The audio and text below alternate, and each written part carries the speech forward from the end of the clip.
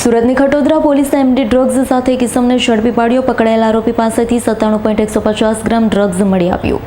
આ અંગે ડીસીપી વિજયસિંહ ગુર્જરે જણાવ્યું હતું. No drugs in Surat city અભિયાન અંતર્ગત તારીખ 16/4/2025ના રોજ ખટોદરા પોલીસ મથકની ટીમ પેટ્રોલિંગમાં હતી.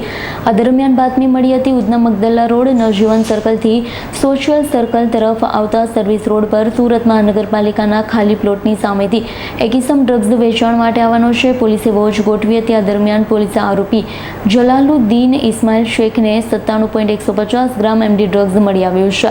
આરોપી પાસેથી પોલીસે ઝડપ પહેલા ડ્રગ્સની કિંમત 9,71,000થી વધુ થાય છે.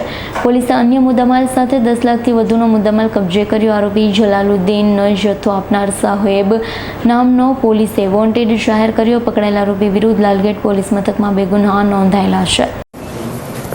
સુરત સિટીમાં no drugs in Surat city અભિયાન મુજબ માનનીય સીપી સરના નિર્દેશ મુજબ આપણા ખટોદરા પોલીસ સ્ટેશનના 2 પોલીસવાળા ચેતનભાઈ અને બહાદુરસિંહ એ બંને પેટ્રોલિંગમાં હતા. અને બંને માનનીય સીપી સરના નિર્દેશ મુજબ દરેક પોલીસ સ્ટેશનમાં બનાવેલી એનડીપીએસની ટીમના પાર્ટ છે.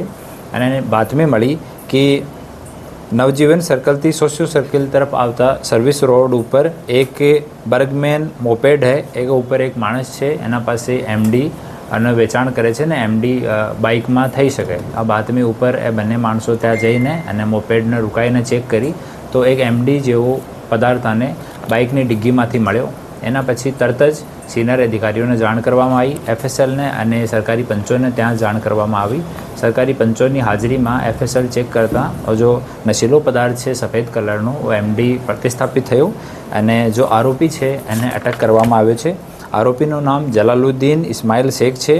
ઓ ફર્નિચરનું મજૂરી કામ કરે છે અને વરિયાળી બજારનો રહેવાસી છે. પ્રાથમિક તપાસમાં જલાલુદ્દીન શેખ જણાવ્યો છે કે કોઈ શોએબ કરીને માણસ છે બાટીનાનો, એના પાસેથી હું પરચેઝ કર્યો છે. જલાલુદ્દીન શેખ ઉપર એક જૂનો ગુના પણ એમડીનો છે. લાલગેટ પોલીસ સ્ટેશનમાં 11 ગ્રામનો દર્જ થયેલો હતો, જેમાં 6 માસ સુધી રાજપુર જેલમાં હતો. એના પછી બેલ મળ્યા પછી 3 માસ સુધી ફક્ત ફર્નિચરનો કામ કર્યો અને 3 માસ પછી ફરીથી ડ્રગ્સનું કામ શરૂ કરી દીધું. અને એના મોબાઈલની ચકાસણી કરતાં મોબાઈલનો ડાટા દરેક દિવસો ડિલીટ કરી નાખે છે, વોટ્સઅપનો ડાટા પણ અને મોબાઈલનો ડાટા પણ. તો મોબાઈલને એફએસએલમાં મોકલવામાં આવશે અને જે જો પણ ડિટેલ મળશે એના સ્તર પર ફર્ધર કાર્યવાહી કરવામાં આવશે. એના વિરુદ્ધમાં એક લાલગેટ પોલીસ સ્ટેશનમાં જુગારનો પણ ગુના છે.